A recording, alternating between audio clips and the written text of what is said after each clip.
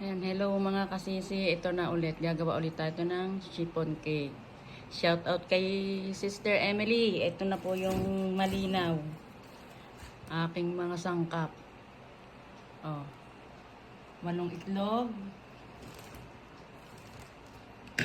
1/2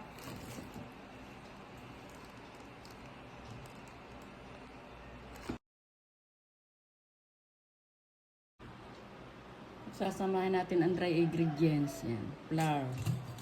Ating sasalain para yung mga buo-buo ay matanggal. Sama na natin yung baking soda. Tsaka yung asukal. Yan. Natin yung sasalain. Ito na yung ating mirang. Oh. Tsaka 1 teaspoon na suka. Wala akong cream of tartar, pwede na raw yan.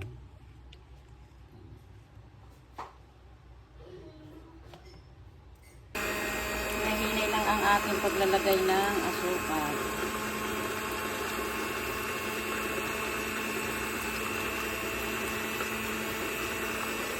Ang asukal nga pala natin ay 3/4.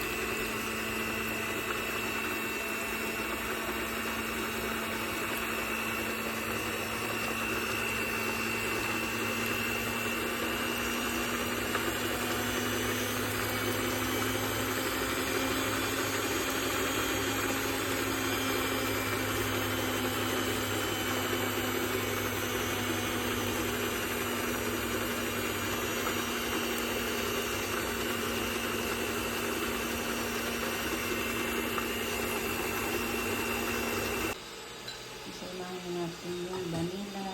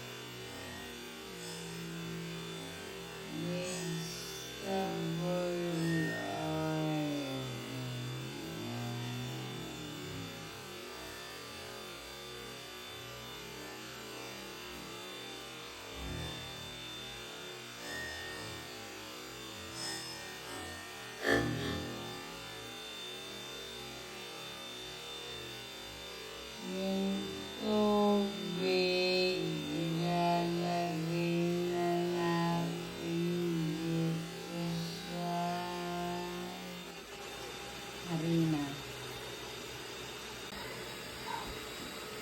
Pagsasamahin na natin dito sa ating cake flour.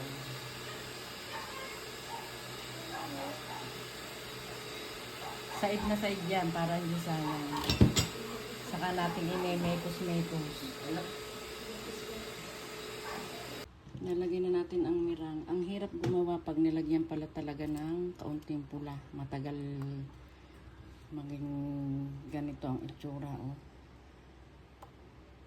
Hindi pa ito masyado kasi hindi ko naiwasang malagyan ng kaunting pula. Kaya dapat lagi maingat sa paghihiwalay ng pula at puti. At maging maayos yung paghihiwalay. Para masaya. Hugot Yan, ganyan. Huwag nyo lalagyan ng pula. Naku, ang hirap gumawa ng mirang. Dapat maging yellow ang kulay niya, yung egg yellow. Maalis yan puti. Ayusin ang paghalo. Ang aking chiffon cake. Dalawa aking nagawa.